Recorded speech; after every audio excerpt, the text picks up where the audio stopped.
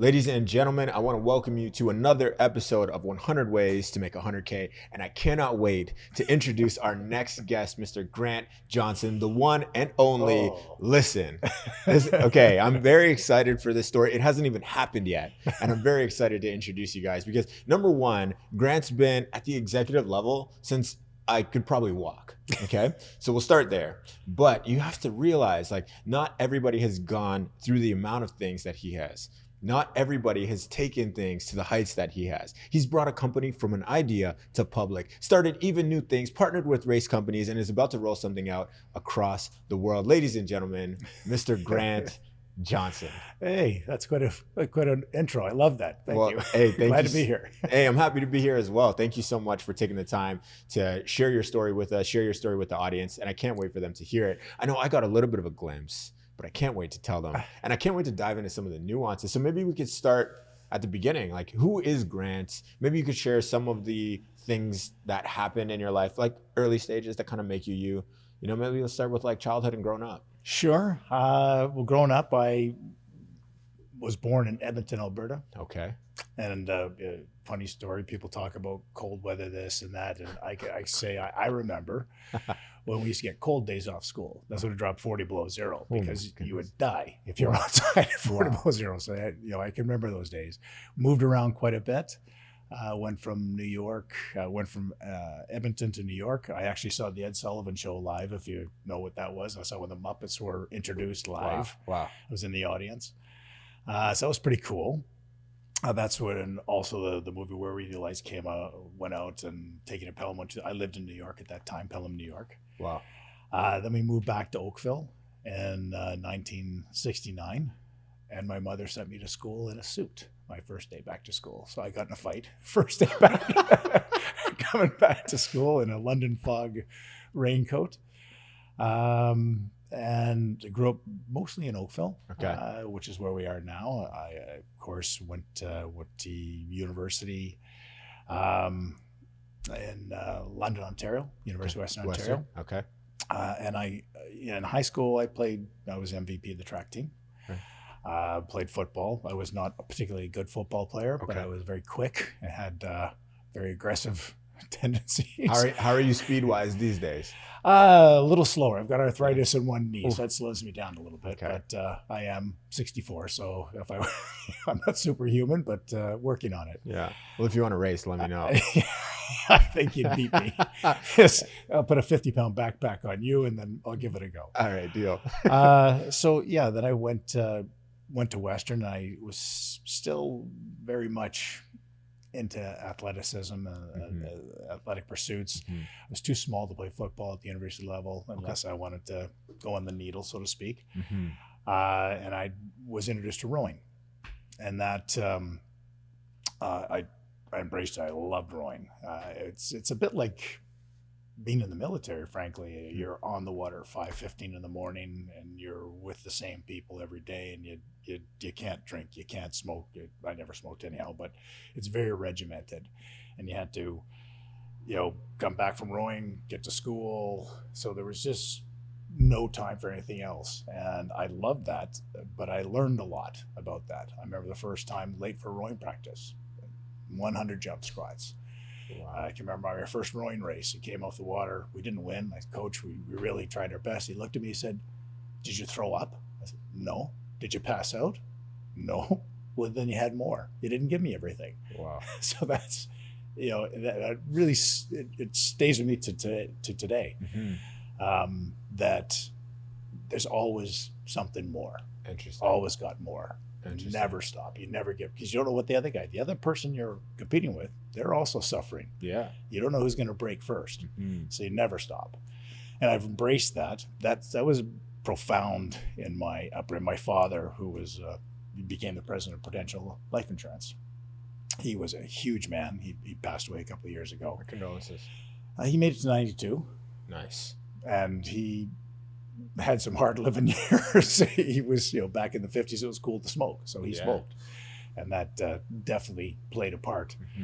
But, he was inspirational. My rowing coach was inspirational. So all those bits and pieces, you grab these things from your life as you grow up, mistakes you make. I mean, I've got 280 stitches in this body, so I've made a lot of poor decisions. 280 stitches? Dude, from what? Bad decisions, mostly. Yeah. Bad decisions. I bet every one of those stitches, or at least almost every one of them, taught you something, though. Oh, well, just to give you an insight, when I was about 13, and this isn't the worst one, but this one also stuck with me. We were playing a game to see who could jump furthest across this pool. And this guy had a cabana over his pool, and so we're jumping. Oh. And then I look up and I see that there's a garage just across the causeway. So I go to the top of the garage, I run down full speed, come off the cabana, and I recognize in midair that I'm going to clear the pool. So I hit the pavement in the far side of the pool, broke a toe and a finger and a couple of things. So, I mean, I did win. Yeah. The particular. I mean, that's probably I was the longest committed. jump. Yeah. Everybody's like, you win. Yeah. But that kind of maybe explains some of my personality. I mean, I will sacrifice a lot for the victory. For the W, man. But yeah, that's why, like, this finger, I had these reattached when I was. Let me see. Oh my goodness. Reattached from that jump or a different jump? No, that was something That was else. a different jump. That was a worse decision. Anyhow. Okay. So after university, I got into insurance, financial products, buy-sell agreements, employee benefits, etc. I enjoyed that, but at the end of the day, I wanted to try doing something on my own. So I got into manufacturing fitness equipment. You were manufacturing the fitness equipment? Yeah, rowing machines. Okay, so hold on. Let's start there. Or continue there. I want to dive in for a second. What are you talking about? You started manufacturing rowing machines after doing insurance. Yeah, well, I stayed in rowing. I was trying to get on the Olympic team, and so I went to all the trials, but transferred to, when I lived in Toronto, I was training out of the Argonaut Rowing Club and competed at the Henley Regatta in England a couple times. Nice. Went to the Speed Order Trust. I was still very much involved in rowing, the rowing community. Okay. Started to become clear I wasn't going to make the Olympic team, but I rowed with I know a lot of Olympians. I rowed with a lot of them. And still I'm friends with a number of them. Actually, Brian Saunderson, who is an MP up in Collingwood. He's one of us from my crew. Interesting. So, I wanted to do something in that area. Yeah. And so I started making rowing machines. Now, what year is this, by the way? This would have been 1988, I guess. So it's 1988. Now, I know me, in 2024, the first thing that I'm looking to do when I want to find out anything is I go to the internet.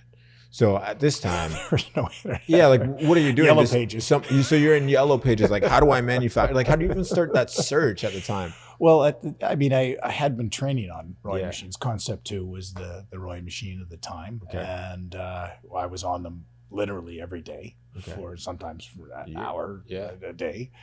So I thought there's an opportunity here, and I knew some people in some health clubs, so made them, and I just didn't have enough capital to keep it going. Yeah. But you give it a try. My partner at the time, a good friend of mine, Don Hall, he lives in Halifax now. Okay. Or Enfield, actually, near the airport. His rowing machine still worked until about 2 years ago. No way. So he had that rowing machines from 1988 until 2022. Sucks you can't call to get the warranty replaced. Yeah, we didn't have a warranty program. So there was no danger of that. Yeah, that's cool. Then after that, I got into a company called Service World. It was a commercial cleaning franchising. The guys from Janet King had approached me and said, "Hey, we'd like to make a go of this thing." So we won this big contract, but my partner did not put in the bond. And it was $1 million contract. What does that mean when you say a partner? Well, if you're going to go for any government contracts, keeping in mind this is like now 1989 or something like that, you had to have a bond to take on a government contract. It was the Ministry of Transportation building. We had the best bid, but there was no bond in the envelope, so we lost the bid. I don't understand what a bond is. What is that? It's just a financial... like an investment bond. Well, no, it's kind of we'll call it insurance. Okay. That if you do something wrong in this building and you damage the equipment, you're bonded. Okay. And you're covered. Okay. Anyhow, it wasn't in there. And I just called them up and said, I'm out. It took 2 years to get that contract. You're going to have to get the contract. You didn't hold up your end. For my end, I'm taking all the office equipment. Goodbye. I'm phone up. So it was the end of that company. Wow. So pick your partners wisely. What did you do with all the office equipment? I sold it. I kept my desk. I sold everything else. Nice. I think I still have some of the pictures hanging on the wall. I can't wait to see them. I'm sure I do. Yeah. That said. So you're at this point, you're in your 30s? That would be, I was 29 at the time. Okay, so you're 29. You tried your hand at manufacturing rowing equipment, kind of didn't really pan out the way you wanted to. No. You probably learned a ton. Yes. Do you remember some of those key lessons from that time, or some of the ones that stuck with you? Well, that was mostly being properly capitalized and of course, supply. Okay. You know, we would go to, we were working with a metal shop, but everything we needed would be a secondary concept. So there was we couldn't guarantee delivery on certain things because we were a small client of the shop. We'd be making 2 of these a week, 3 of these a week. And he had big contracts with the automotive companies. So we could be backed up a month, 2 months before we get a product. So you just couldn't make enough machines to make it viable. We made, I think, and sold maybe 50, 60 units. And I thought, I'm not going to become wealthy from doing this. Yeah. And did you want to become wealthy? I absolutely did. How come? Where did that hunger come from? Was it just because it's a game and you want to win? Well, yeah, that's part of it. Okay. For sure. I'm very stubborn and very competitive. Yeah. Always have been. I cannot accept failure. I have had some major setbacks. Yeah. So I don't want to give you the impression. I lost more races than I won, but I won all the ones that mattered. Dude, listen, when in baseball, like people strike out more times than they hit a home run, but it's the home runs that count, right? That was a great stat. You know, at the greatest home run hitter of the time, but also had more strikeouts than anybody else. You either struck out or got a home run. Exactly. It's one or the other. You know? Yeah. So it really only matters how many times you flip the coin. Like how people many times only remember the victories, right? Yeah. Okay. So that was some supply from the first one. Yeah. Pick your partners wisely. And how would you if you were to now? Well, I was young, and they were like 55-year-old businessmen, and they would come in. They approached me and said, "So you're 29 years old and partnering with a 55-year-old man." Yeah. Yeah. How did you even meet him? He called me. Out of the blue, he said, you know what, kid, you got this rowing machine that I like. We should do. It was because of that, yeah. It was because of the rowing machine. Yeah. So you only got this partner because of that rowing machine. Isn't that crazy how that worked out? Yeah, a little bit of that happened here in this latest venture. I guess we'll get there. Yeah. So I had a friend of mine, Patrick Chan, still a friend of mine. We were buddies from frat brothers from university. And he'd heard of an opportunity that had come up with a company called TCOM Electronics, the satellite company. Interesting. And that would be, I'm going to say 1990. Yeah. I'm 31 years old. And he said, these guys are hiring. You should talk to this Doug Bristow fellow. So he'd given Doug my number. We talked, and he goes, I want you to be a district manager. Okay, great. So I come in there, and this again is going to show some of my personality. So I'm in there, I'm getting trained by this fellow who used to run a food court at a shopping mall. Okay. This is a sales organization. Yeah. And I'm listening to him. He's going and telling me about it. And I said, well, listen, no offense, but I've been trained in this for several years. And frankly, if you weren't buddies with the president, you'd be working for me. So just let me go. Let me do what has to be done, and I'll take care of it. Yeah. There's 9 district managers, and my district represented 40% of the volume of the company. So I won every award, all the trips, satellites, and everything. But I learned that I had pissed off. Of course, day one. Day one. Yeah. And so he spent 2 years building a portfolio on all the things I'd done wrong. Wow. And I ended up getting dismissed after just winning the latest event. So when you piss off a spiteful individual, they're still mad. He's still mad. He may still be. I don't know. Maybe he's back at a food court. I have no idea what he's doing. Yeah. I won't use his name. But when the day came down and I got dismissed, I started packing some things up. And he goes, "You can't take those. That's our information." I said, "Well, I am taking them." because these are my successes. I did this. And I said, if you want them, you're going to have to take them from me. And that's why we're in the box. This is long before this. Okay. And he said, okay, well, for what it's worth, I was respecting you. He puts his hand out. I go, I don't think we're there. I don't think we're going to have that kind of a finish here. Wow. So I took my package and I went. And I had met a number of people in the satellite business. And one of the guys said, listen, I'm going down to Vegas. Now, when you say the satellite business, you're talking about TV satellite? Yeah. Okay. TV satellite. This is before all the small dish, the Dish Network. This is just, we had a thing called Alpha Star we were working on. It never got off the ground. They were based in Milton, Ontario. That's a defunct company. And he said, I'm going down to Vegas. I want you to meet some guys. So I go down to Vegas, and these guys are going to be launching this is just when the internet started. Yeah. Very, very early days. And they were launching a gambling company. Okay. StarNet. And met them, and they started talking about doing simulcasting using the internet, simulcasting racetracks and taking bets online. Okay.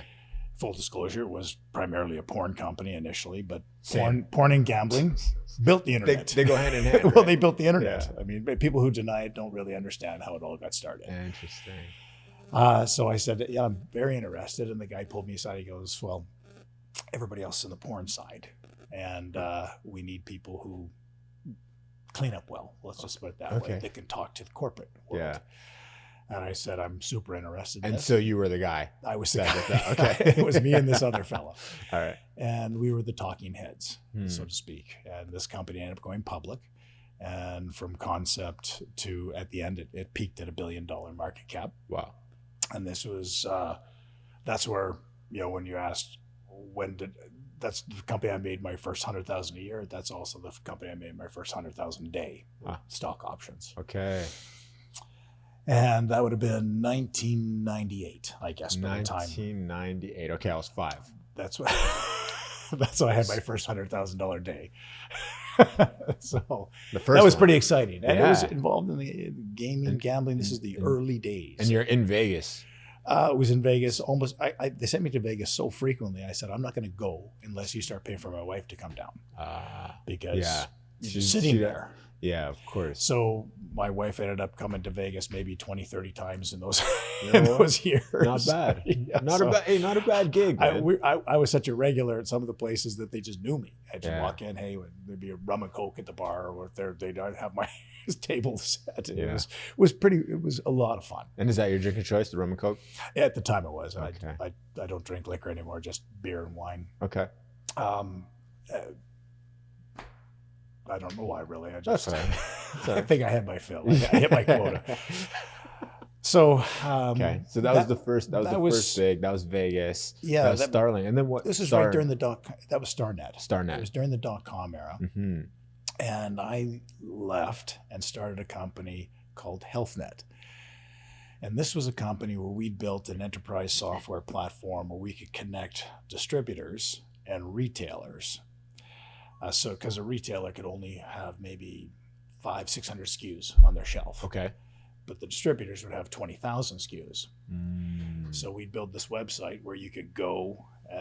We coined the phrase "click, call, or come in," bricks and clicks. That was all us. Okay. We dealt with Sears, GNC, Mother Nature. We had all these big customers. And back in the day, Solomon Smith Barney used to be an investment bank back in the day. They did, and I keep this just to remind myself. Yeah. They did an analyst report. Okay. And they were using Amazon, Jeff Bezos, and Mother Nature, which was a pure play, and us, which was an integrated system connecting what current existing infrastructure and just connecting it with software. And this is a real solid reminder. And I have this report. I can share it with you if you want to see it. That our system was the most logical and was bound to be the most successful. The key factor here was capitalization. I was able to raise about $5 million. Jeff Bezos was able to raise $3 billion Okay. because he knew the capital markets. Okay. I was relatively new to the capital markets. And the first exposure to capital markets. First time as a CEO. Was your first exposure when? I was a StarNet. I went on all the meetings, the capital raise. I probably raised about $2-3 million for StarNet through relationships, but I was not the head guy at StarNet. I was VP of Sales and Marketing. Understood. So, this was the first time being CEO of a public company. Yeah, it was a bulletin board company. So, these were the first time having these discussions. $5 million felt like a lot of money. Yeah. It was, 1999. It seemed like a bucket, but it's not enough to get the rowing machines that you needed. It would have been enough for the rowing machines. It was not enough to run an internet company. Yeah. And we were expanding quickly. We were adding, and right when the crash came, we were not cash flow positive. We were doing about $50,000-$60,000 a month, and we had about $150,000 a month in bills. So we were just on that ramp up. Yeah. Now, this is where there's an old saying: if you owe a bank $1 million, you're screwed. Okay. If you owe a bank $1 billion, the bank is screwed. The bank's screwed, yeah. And, obviously, Mr. Bezos, who's now the richest man in the world as of yesterday, passed Elon Musk again, he was able skillfully to get the banks to give him $3 billion. Okay. First time in history, a company was able to lose money for 20 years. Wow. Never happened again. Yeah. But they were too deep in. But they had to keep supporting it. And, of course, we all know what happened in the end. It just became... It's a phenomenon. Right? I mean, I don't even think we know what happens in the end. Yeah, it's still unfolding. That's right. He's doing satellites and space exploration. Let's see. Who knows where? Right now, he's competing with somebody who can buy the biggest yacht. These are problems of billionaires, I guess. It's a tough problem to have, man. It is. I hope to have it one day. Yeah. Those are not the problems I have. So it didn't matter that we had the best plan. We didn't have the best bank account. So it's a combination of things: who you know, who you're partnering, are you property capitalized? These are all factors. Yeah. And that's another lesson. You pick your partners wisely, your supply chain wisely, make sure you've got enough money. Okay. These are all these and lessons. How do you know how much money you're gonna need for something? Well, when it's new and it's the internet, which was new, I'm sure a lot of people watch this can't even conceive of a time before the internet. But trust me, the CC all mistake does not happen very frequently now, but it happened a lot back then. It was like, ooh, you got that? Ooh. Yeah. I shouldn't have shared that particular email. Is that what the CC button does? Damn. Oops. Yeah. Yeah, there was a lot of oops moments back in the mid 90s. Well, imagine. But that company, we just about got there, and then as they call it, the dot bomb, the crash came. The crash, yeah. And every company that wasn't cash flow positive, we even had a proposal in front of Mother Nature and Dr. Coop, who was run by Bear Stearns. Had been taken over by Bear Stearns. I said, listen, I will give you a vitamin store. We'll put it on everything. You've got 7 million people in your database. Yeah. They're all health centric because it's Dr. Coop. That's Dr. Coop. Yeah. And we'll put up the store. We'll share in the revenues. No, we've got a strategy. We're doing banner ads. I said, banner ads don't work. Yeah. They didn't work then.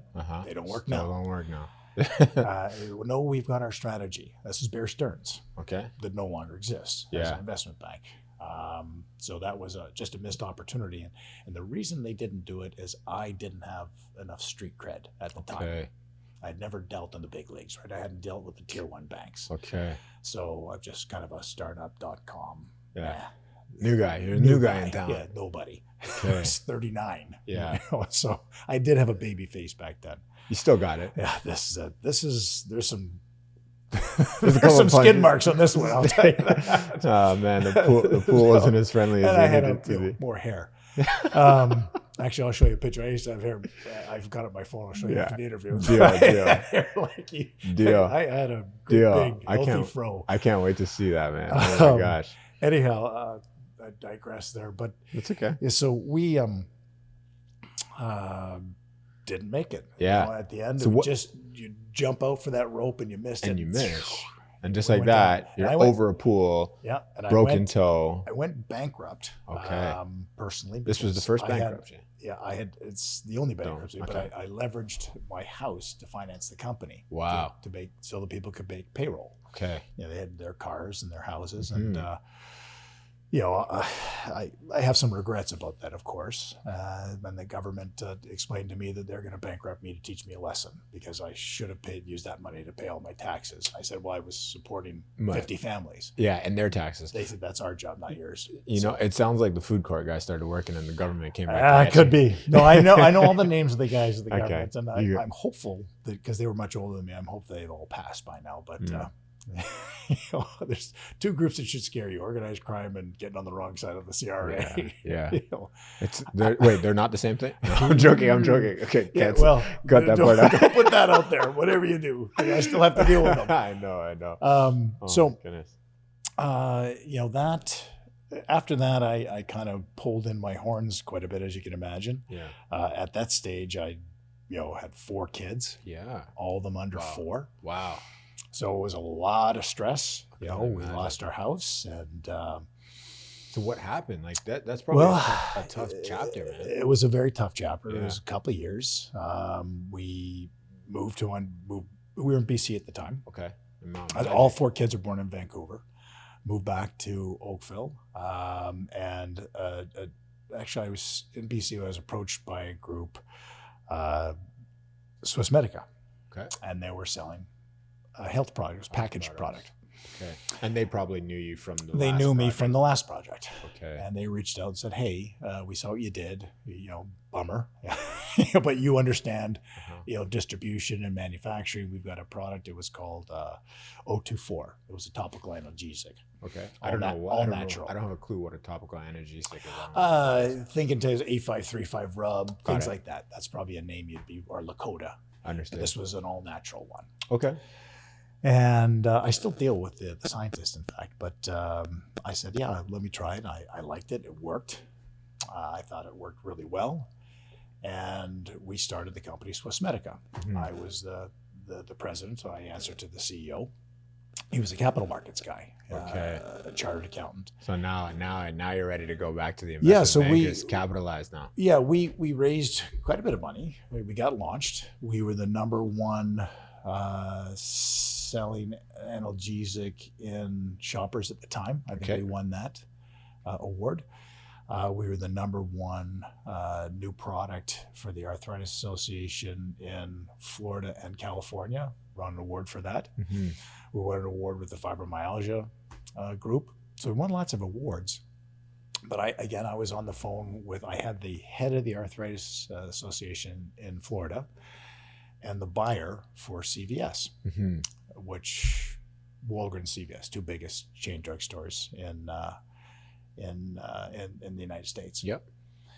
And we wanted to do a campaign in the state of Florida. Okay. There's 4 million members of the Arthritis Association in Florida. And the CVS person said, well, that's great. What about the other 13 distribution centers? Mm-hmm. Well, we're just talking about Florida. He goes, call me back when you got the rest of when you got a national campaign. And hung up the phone. And I had the president of the Arthritis. I said, hello? I said, yeah, we're still here. And she goes, what happened? I said, I think they hung up on us. Wow. So they, dealing with big corporations. Yeah. If you're not on scale, they just don't know how to think locally. It's got to be a national campaign. Yeah. So we had started doing sampling. It was very successful. As a product, it was instantly effective. Okay.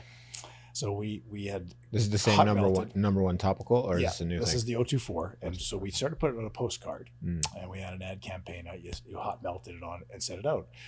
Well, the problem with, and this was, I think it was a Walgreens campaign, was that we didn't have enough of the U.S.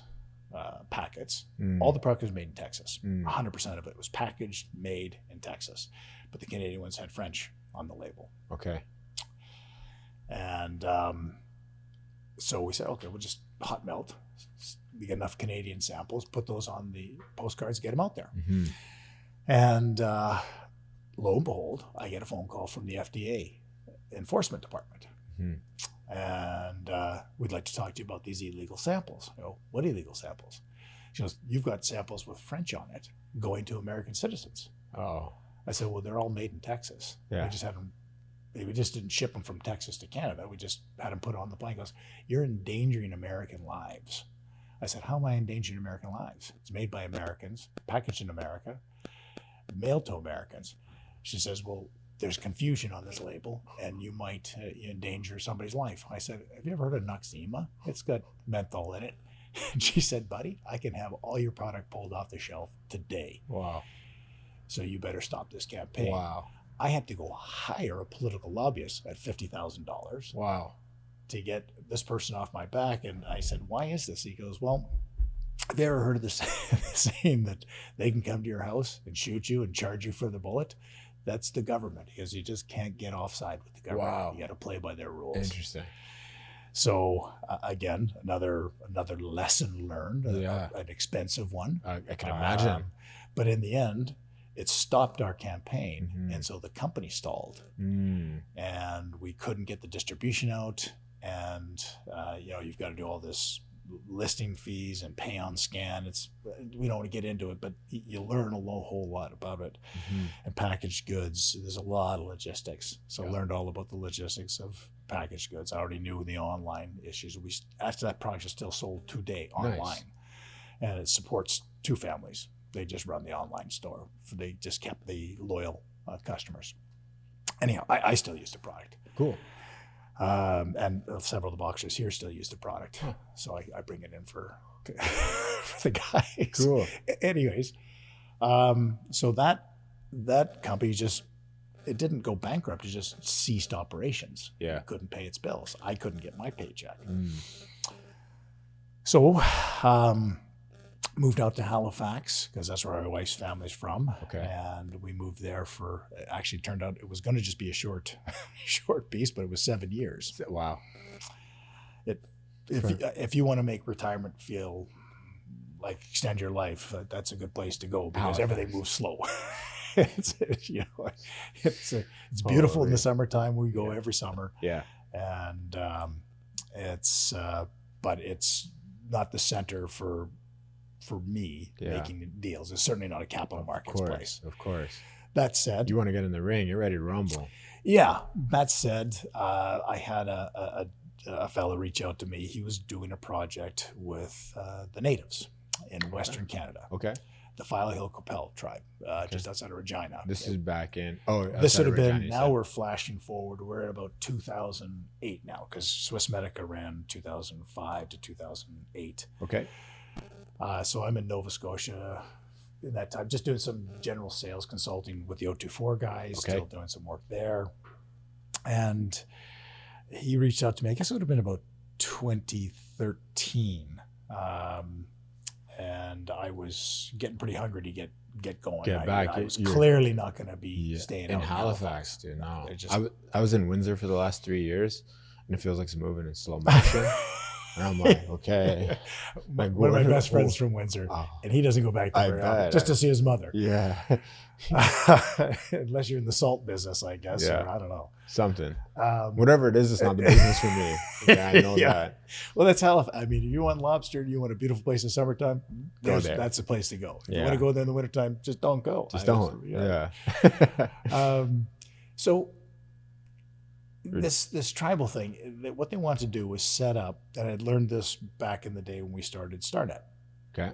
The Ganawagi in Montreal, the Mohawks, had started up their own jurisdiction on tribal land where they sold licenses and they hosted you on tribal land. Licenses? Online gambling licenses. Got it. Government still doesn't like the tribes doing this. Yeah. So that's a constant thing of conflict. However, the Philo-Hill wanted to do the same thing. And we went out there and we were talking to them, and they showed us where they'd like to put up the server area and how much money would they need to raise. And we were going through this process. I said, well, let me go and see what's hot and new. I haven't been in the gambling business for a few years. Yeah. And that's where I came in across. Halifax eating lobster. Well, and a little crow, I think. So we, that's when I found esports. I started looking online and esports, and maybe esports gambling. There's just this whole, in 2013, 2014, it was very much a subculture. So you're only finding it on Reddit. And I reached out to a guy named Ken Silva. Okay. He was the president of Esports Canada, or founder of Esports Canada. Yeah. I said, hey, I'd like to learn some more about this. What can you tell me? So what, you just called this guy up? You just Googled? Yeah. At this time, Google's here now. Yeah, so no more pages. No more yellow. I don't think there are yellow pages anymore. No, I don't think so. If there are, I don't know how you get them. Yeah. You have to Google it. So yeah, I went up to, he said, well, I could tell you about it, but I think you got to see it to really understand it. Okay. I said, fair enough. All right. He says, come on down to the International Center up at the airport. We've got a StarCraft championship. I go, with StarCraft? He goes, check it out. Come see it. So I saw, okay, it's a big video game. And what's your relationship with games at this point in your life? At this time, I mean, I had it in television when I was a kid, so I'd done Astro Smash and things like that. And, occasionally I'd play Risk online, things like that. Just games I was familiar with. Yeah. I wasn't doing much. And what, you got kids, so they're probably playing games and stuff like that too, no? Yeah, we did get it in a Wii. So I played those games. And, then we got an Xbox, and my daughters had a party and somebody stole it. So no, things like that happen. Right. So, but we had not a lot of exposure. Yeah, certainly not a lot. No exposure to esports. Yeah, but he says, come check out the Starlink thing StarCraft, and then it was a world championship. Come check out the tournament. I come in, and it's all narrated. Yeah, color commentator. It's all on the screens. I still couldn't follow it really because it's a very complicated game. So many it's huge in happening. Korea, but not so much here. And what I did notice was there's 5,000 20-something-year-olds. It's like going to a rock concert. Yeah, somebody's playing a video game. And people are going crazy. Yeah, there's video, there's lasers, there's music, there's smoke. I thought, this is going to be huge. Yeah. So I go back to the tribes. I said, we got to look at doing video game gambling. And they're like, I don't think so. Because the tribes are very conservative. Okay. And still are. Tribal casinos are very conservative casinos. They're rarely the innovators, but they do make more money because they're very conservative in the way they approach the gambling business. And I said, well, I think I've got to give this a go. Yeah. This is something I think is going to be big. Yeah. Couldn't stop thinking about it, eh? I couldn't. And I started playing World of Tanks. How long after meeting, what was the nation that you said that you met with? File Hill Capel. File Hill Capel. So after about a year, formed a company. Yeah. Went and got a gambling license from Kanawagi. Which that's not easy, is it? You got to qualify. You got to fill out the application. You can't be, you got to have a good reputation. Yeah. You can't have criminal record, of course. Okay. And I got a Curaçaoian license and a Kanawagi license. Started opening an office in Antigua. Was going for an Antiguan license that was a jurisdiction that we'd helped set up back at StarNet. We put 23 operators down in Antigua. Okay. And it used to be what was called a white label jurisdiction. Yeah. And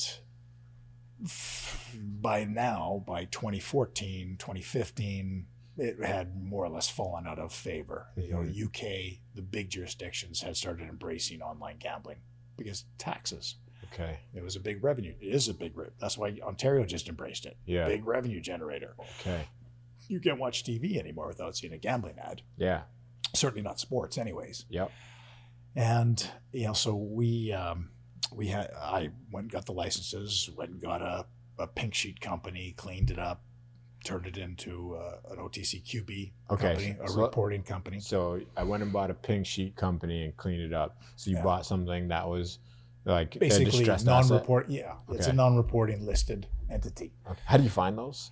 There's lawyers that specialize in it. Okay, and what type of lawyers are those called? Corporate lawyers, I'm guessing.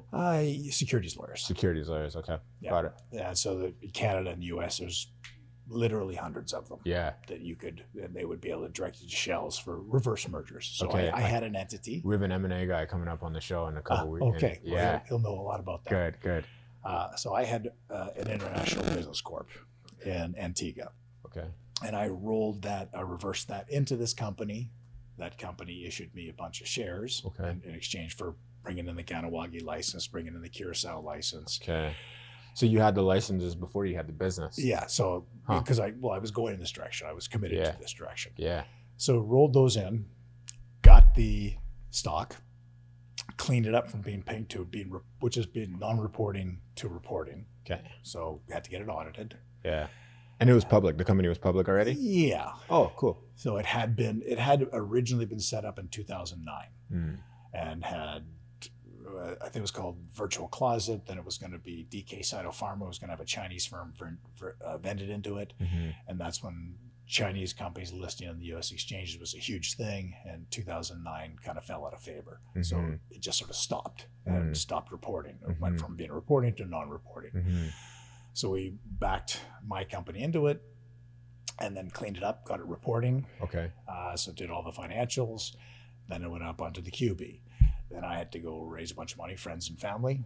So I raised probably about $1 million that way. Okay. Kept it moving forward, got some software developed, early stage. I really had believed a bet exchange was the way to go. A bet exchange, you said? Yeah, like Betfair. Okay. Where it's just like a stock market. Okay. You're buying and selling, as opposed to betting a line. A lot of the sports books use Betfair to lay off their exposure. Anyways, I don't want to get into too much of the gambling aspects of it. But we didn't have, again, enough money. It was going to be a very expensive event. It cost Betfair at least $10 million to launch their platform. So we just sort of were looking around the best way to do this. And right at that time, I was at a conference, the LD Micro conference in California, presenting, because we had signed up a bunch of tier 3 teams that wanted to market our site.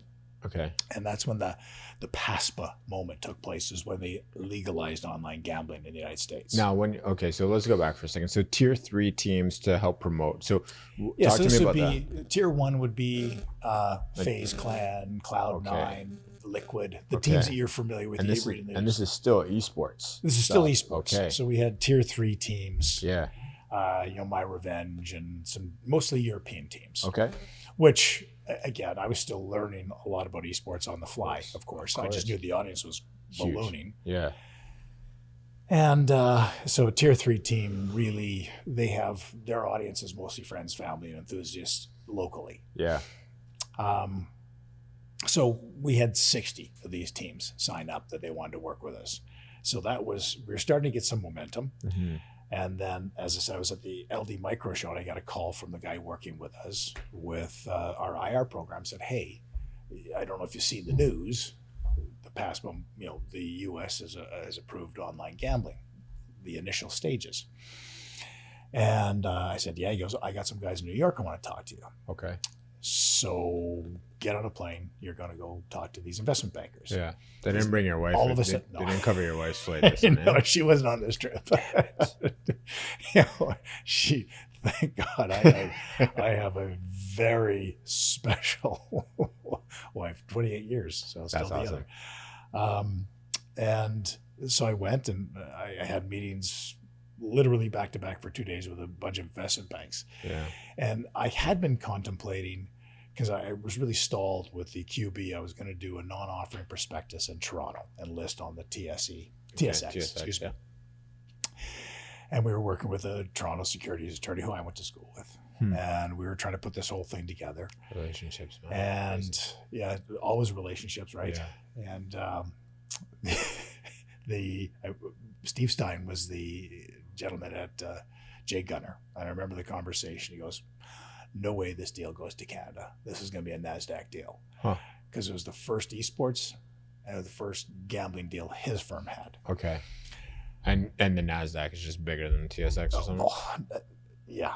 Okay. The QB is bigger than the TSX. NASDAQ, one day of NASDAQ's like a year on the TSE. Understood. Somebody at the TSE will take exception to that comment. That's not an actual fact, but it's pretty close. It's most of the American brokers, if they're dealing on a TSE, it's usually a mining deal. Okay. Right.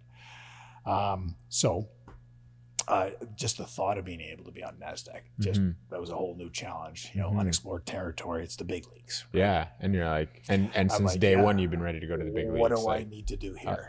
Well, you just be ready. Yeah, you let's go. Get your shit together. Excuse my language. Whatever. You got to get the presentation tighter. You got to get more stats, more details. As we're the first, so it's hard to get a lot of details. Yeah.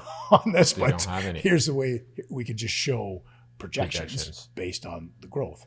Now this is pre-COVID, so we get a $3 million pipe, financial pipe, but all your costs go up. Yeah, because you've got bigger law firms.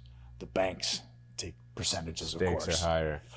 Everything's bigger. Yeah, but the sticker shock is eye-watering expenses to go into the big leagues, so to speak. So we raised that $3 million, and the focus was on getting an IPO done. Okay. So an initial public offering, and that took from when I met them to when we eventually did the IPO was about 18 months. However, it was not just a straight path. There was lots of setbacks, lots of headaches in the process. We had some investors became disgruntled and they were pulling out, or they were converting and diluting things, or delaying the listing. Yeah. And finally, we got all ready to go. We are out on the road show. So this would have been, March. Okay. March 2020. 2020. Okay. You're getting ready to go public. So we're on the road show. Right. Yeah. Right as everything's about to get shut down. We're all over California. We're Illinois. We're in Florida. Okay.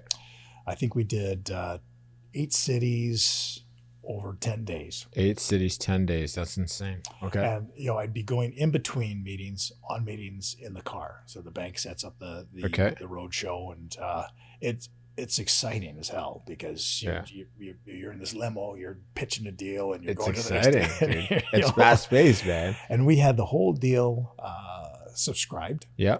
We were raising $12 million. Okay. And why 12? That was basically what the banks felt they could raise. Understood. With a warrant. So which all ended up getting exercised. It was going to be mostly institutional. Okay. The price was going to be $6. 6? 1, 2, 3, 4, 5, 6. Okay. Yeah. Got it. Now we were using this money to buy an existing licensed sports book in the UK. So we had a specific target for the initial cash. That was a $4 million transaction. Okay. So as you can tell, the numbers are far bigger than previous numbers. And so we're out on the road. I'm sitting in LAX with Paul Cooney, who is the banker on the road with me. Okay. And we're watching people run by us in the airport in hazmat suits. What is happening here? And everybody's starting to freak out. And they shut down the NBA. Wow. And I said, what the heck? buddy, I think I'm going to call an audible here. I'm going to go back to Toronto. Yeah. I'm not going to come with you to New York. So I get back to Toronto, and they shut the border that Monday. Yeah. It's like, woo. I got over the border, but all the institutional investors pulled out. Okay. So everybody pulled out of the deal. Everybody got scared during Everybody COVID, got scared because nobody knew what was going on. We all thought this was the end of the world, Black Plague, right? Yeah. It was this is the end of all things. Yeah. And it turned out to be a The bit of a Black tempest Plague. in a teapot, Yeah, and nobody really knew what the hell was going on. They still don't. yeah, that's true. And the people who do know aren't telling. Yeah. And so I had to rebuild with Paul the entire book via Zoom call from my home office. We made 200-300 phone calls. Wow. Zoom meetings over a month. And what is this for? This is to raise funds because everybody else backed out. So we had to replace all those institutional. We only ended up with maybe 1.5 million institutionally. Okay. I ended up raising, of the 12 million raised, I raised 4 of it. Okay. Paul Cooney and Gunnar raised about 6.5. And we had 2 other bankers. One literally he was dying. A good friend of mine was dying, and he passed away, but he raised $500,000 literally from the hospital. Condolences. Super guy, Arthur Whitcomb. Shout out Arthur. He's just an amazing gentleman. And then the other bank, which was Maxim Bank, they raised, which is the biggest bank actually, raised the least amount of money. Yeah. Anyhow, the cumulative amount was we got it done, but he had to raise it at 4.25. Okay. Again, had to compromise to get the deal done. Yeah. So we got the deal done April 14th, 2020, and I did the first virtual bell ringing for a NASDAQ company. There's nobody there to see it because it's up on Times Square, and there's maybe a couple homeless people or something. I don't know who saw it. Hey, somebody saw you. Somebody saw it. I have the video, so I know it happened. Yeah. And so it was up on the big boards, and we're all clapping, and but we all had to film and submit our videos from home. All my staff had to submit videos from home. The bankers, so it was really a strange, surreal Zoom event. Call. Yeah, but it was the first of its kind. First of its kind. So we were the first esports gambling company to list. We were the first company to do a virtual listing. Okay. And then I went on to get the first esports gambling license in North America. It was first one in the state of New Jersey. There's a lot of great things that go along with being first because people remember who was first. Yeah. But you also get all the beatings. Yep. You're in the, as they call it, the bleeding edge, right? You're learning all the expensive lessons, and everybody goes, well, let's not do it that way. Yeah, you're paying the cost to pave the road behind you for everybody So a lot of people learned a lot of things. And we started off quite successfully and had a lot of early success. And the company, at one point in time, there was rumors out there that we were merging with GameStop, and that's when GameStop was doing what GameStop did over the pandemic. Was a movie Dumb Money, and they were $400 a share. And I'm on an interview with somebody, and all of a sudden somebody calls me, "Are you looking at the stock?" I'm like, crazy. Went to $25. We didn't even make an announcement. Yeah. So I took advantage of that. We did an overnight close for $30 million. We took the $30 million, bought a $30 million gambling company. Wow. I think we peaked out at about $88 million in revenues. Wow. And what were these revenues were from? Gambling revenues. Strictly gambling revenues. Esports it became clear to me that esports, even with people starting to really understand esports, had gone mainstream. Yeah. Because COVID made esports mainstream because traditional sports shut down. Esports gambling wasn't there yet. Okay. So I started aggregating gambling companies to create the revenue to give the long-term support to the esports. In that journey, I did a deal with what became a toxic note holder. And these were funds that you raised in order to acquire more gambling companies. Yeah. Okay. And gambling, one thing about gambling, the regulatory environment is always changing. Yeah. Jurisdictions impose more tax, more restrictions, and so it's an always changing. And I was surging. I was being very aggressive at the acquisitions, and I did a deal with an aggressive group. And then when one of the transactions hit a bit of a brick wall because there's a regulatory change, and all of a sudden revenue started dropping. Yeah, this very hostile lender immediately started converting and coming after the company. Interesting. So can I? Oh, go ahead. I was going to say, so that started a bit of a downward spiral. So in real estate, a lender is going to put a lien on your property. What do these investment bankers do to your company? This was an investment banker. This was a lender. Okay. And he had very aggressive conversion rights. Okay.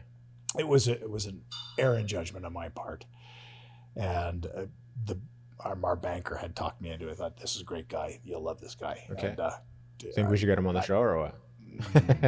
I'm pretty sure he wouldn't agree to come on the show. He and I, let's just say, we're not cordial. Understood. So that was sort of the end of that particular story. Right. He got a hold of my board. My board was afraid of him. Yeah. And so they agreed that they'd help him get me out of the company. Damn. If he didn't do anything mean to them effectively. And they did. And they got me out. And you probably saw the notice. I ended up getting a settlement for wrongful dismissal, but they claimed they just wanted me to go away. They're not admitting anything that they did.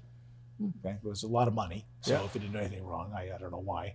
It still exists as a company, but today it does like $12 million in revenues, and it's on the pink sheets. And it's not what it was. Yeah. The good thing that came out of that was a lot of relationships. I can only imagine. A lot of bad things happened, of course, but a lot of relationships. And my current opportunity, I got a call from a guy, Simon Dawson. Okay. Race team. Dawson Racing. All right. Because I've been following you on LinkedIn for a couple of years. I got an idea I want to run by you. Okay. And he's been trying to add a digital element to traditional racing. Huh. I had been taking gaming and trying to tie it with traditional sports. Okay. There's overlaps here. Yeah, so he says, I've been following you. Have you guys ever had a conversation to this point? No. No. Okay. Did you even know he was following No. you? It's crazy. I got like 12,000 people on LinkedIn, right? Yeah, So yeah. I didn't know.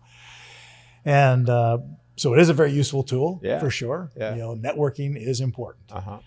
And his dad, it's a legendary firm, Emery Andretti drove for them. They've got 16 cars in museums. They've won all the titles. Simon drove for Ferrari. Ian worked with Enzo Ferrari to bring Ferrari to North America. Wow. So these guys are deep. Yeah. And wanted to do tournaments and saw the sims that they're making. I said, why don't we the only reason, in my opinion, sim racing hasn't been the dominant esport is access to equipment. A sim racer is $25,000 to $50,000. It's not like a computer. You can get an excellent computer for $2,000. Yeah. A gaming rig.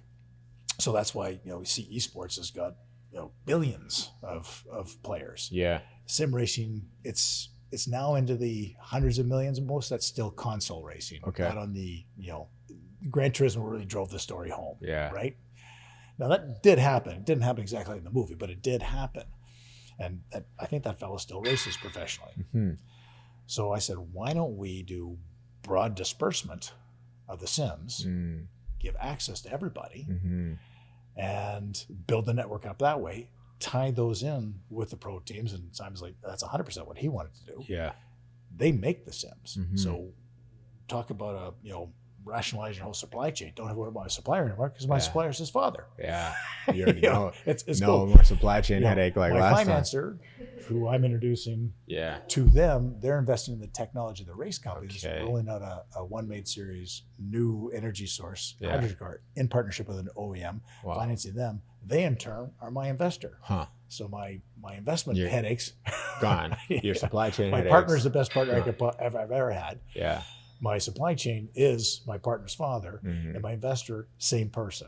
So the painful lessons learned along this journey are being addressed. We believe we have a formula that's going to rock the world. It's not Formula One, is it? It is Formula One, but they are a Formula One company. Yeah, But we're STEM accredited, Okay. and our whole thing is to gamify the education process. Yeah.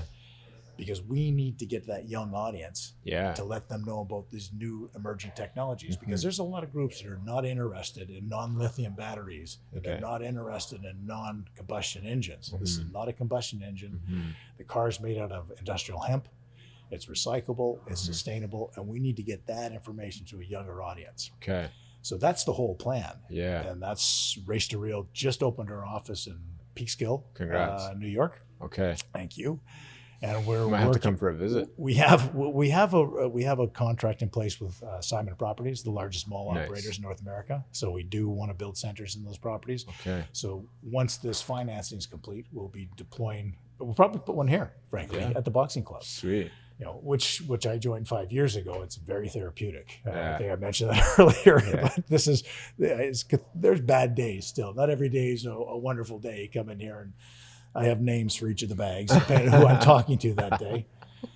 And it's that's sort of the culmination of all those missteps and lessons learned are all being applied here. And Simon has had similar, experiences on his side. Yeah. I bring the digital and hopefully the right banking relationships, and he brings the technology and you can't be better connected in the automotive business. Wow. It just goes to speak of the power of relationships. 100%.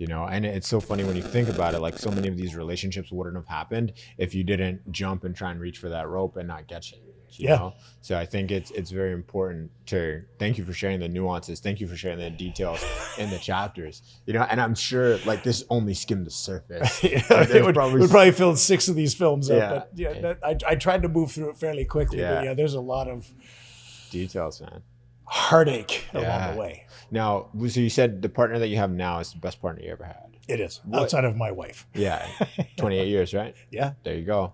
Now, what do you think makes the best partner the best partner? Like what's so great about them? Well, for starters, you've got to have similar core beliefs. Okay. Right? You have to be a good person. Yeah. They have to bring something to the table you don't bring to the table. Mm-hmm. You don't want to duplicate yourself. Yeah. Right? They've got to bring something else to the equation. Okay. And have to be high energy, and for me, committed. Okay. Can't have a passive partner because then you're just carrying somebody around.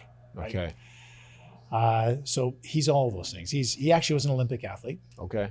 I got a around, lot of respect. You guys are on the same age? No. He's 20 years younger than I. Oh, okay. So I've explained to him, I said, tell you what, when I've told him this, I said, you're a younger me. Okay. Right? So I said, well, I'm going to do what I want to do here. Mm-hmm. Let's get this thing put together, pull in all my contacts, all your contacts. Let's get this thing up onto the big board. Mm-hmm. Big board being the exchange? Yeah. Okay.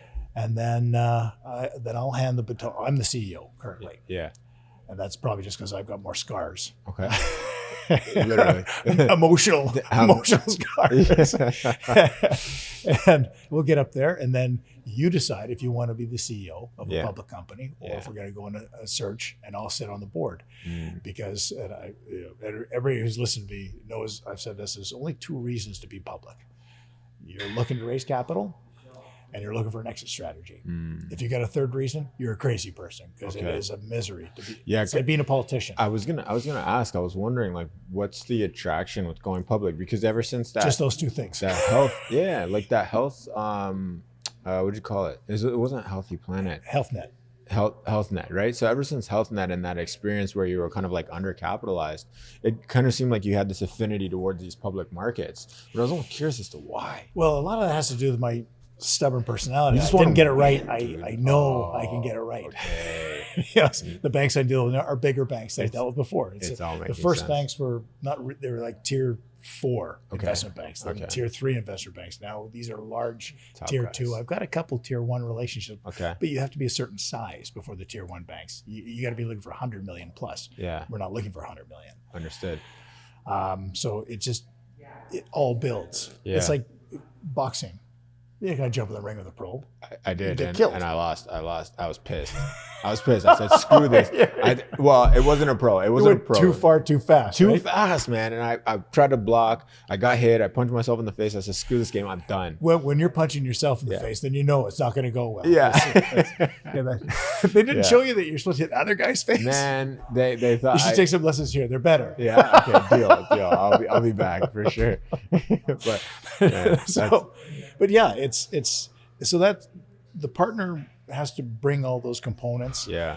That that complement what you know what your skill set is. Yeah. You know what your shortcomings are. Yeah. Find the person that fills those holes. Understood. That's the right partner. Yeah, that's cool. And I guess you'll just find them. Well, maybe they'll find you. Who knows? But Yeah. it's always trying something, trying to reach for the rope, and then someone's gonna catch I you. heard a statement once. You did this by accident. I said, well, then you got to be out there where the accidents are happening. Right? You got to be out there. You got to expose yourself. I have 4 kids, and they live their life online, which I find frustrating at times because they get too influenced by it. But you do have to be part of it. That's the way the world works today. Mm-hmm. People don't know who you are. They're not going to call you up at home. Yeah. You've got to be where they can see you. Yeah. And that's where the accidents will happen. You got to get the exposure. That's a fire lesson. I really appreciate that. Now, if you were to go back, right, there's a couple different grants that I find interesting throughout, this novel that you've kind of written today. But there will be a novel. I don't know. Hey. I might skip the pool jumping thing, but no, dude, you got to include that because I think that could be like the prelude. So there was this one is me. So let me give you a highlight of. I want to paint a picture for a second, just so that you can get a glimpse of who I am. Okay, and I think that would be the perfect story to follow that. But if you were to go back and talk to the one that was trying to manufacture the rowing machines, Yeah. right? These rowing machines with the 40-year warranty, right? There's no warranty. They just lasted like a Russian tank. It just lasted. It just lasted. Now, if you were to have a conversation with that Grant, right? What do you think how do you think that conversation would go? Like, what do you think this Grant would teach him? Yeah, I would say, don't do that. Yeah. Why don't you go work with the manufacturer first? Understand manufacturing before you start out. But do you think that Grant would have even listened to that? It depends who was delivering the message. Okay. And this is I'm almost unemployable at this stage. And not because of my age, but it's because there's so few people I respect. Wow. Anybody who's made an Olympic team, I respect that because I know the sacrifice that takes. 100%. Anybody who's an entrepreneur, makes a successful company, I respect that person because I know what it takes. Yeah.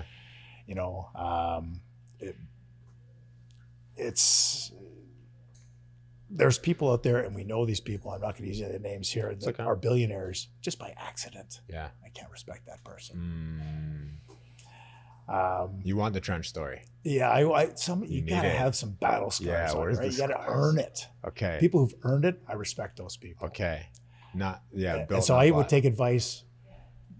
Me today, if me talking to me, then I would respect that person. Yeah. Fair enough, man.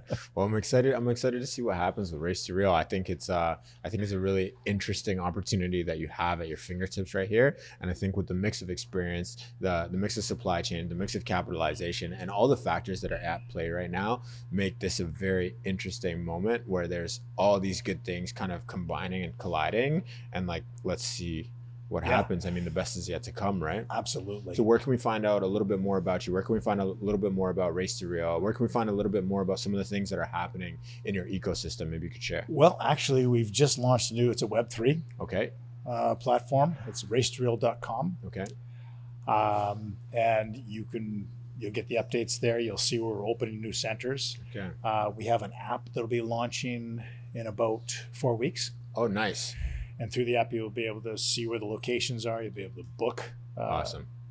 Like reserve a race. Okay. And you'll be able to see the leaderboards, because really, we're going to be able to tie the virtual and the real, the Race to Real. We'll be able to give them, they'll be winning prizes like a drive along in a race car at a track, or going to a racing event, or winning autographed Ferrari gloves. Wow. Things that are real, tactile elements, but it starts digitally. Mm-hmm. And for the real companies, their race season's 8 months. Okay. They want to extend that connection with their fan base, or they want to build that fan base. They want a younger fan base. Yeah. They've got to get digital. Yeah. So from them, they're going from real to digital. From the digital, they want to have that connection to the real world. They start digitally.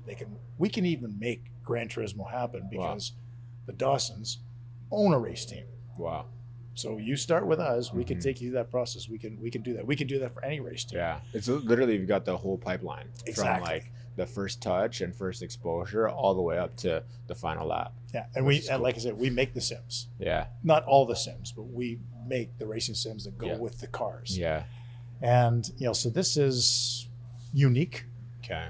I see the app as a way that we can start bringing in those people from home. They own their own sims. Yeah. They want to connect. They can either book through the app, pay us, they can subscribe, and then they can compete to win from their own home rig. Not a lot of people own $25,000 rigs, but there's tens of thousands that do. Yeah. And they can compete to win that drive along, or they can win a ticket to Le Mans, or win a ticket for Montreal. Cool. So, gamers, and you know this, you guys are all young, they like the experience. Yeah. They want something unique that somebody else didn't have. They want to brag about that experience. Yep. They want to have that on their story. Of course. Getting to drive along in a Spider at a racetrack, different for sure. It's not something that you're forgetting. Hanging out with for sure. the CEO of Ferrari at Le Mans. Yeah, absolutely. Of course. How else do you get that? Why not? You gotta win a race in the East. We can make that's that the only happen. way. Cool. Well, Grant, thank you so much, man. It's been an honor to hear your story. But I actually am curious about one thing. Which battle scar is your favorite, and why? It was a long. Yeah, no. I'm gonna go with the fingers being reattached. Okay. because it's a constant reminder of what not to do. You know, maybe giving things a second thought before you. Where did you try before to you light stick your that fuse. finger? No, I made something that was supposed to be a flare that turned out to be a little more explosive than a flare. Wow. All right. Chemistry. All right. Well, we'll save that for another story. So thank you so much, Grant. It's been such a pleasure.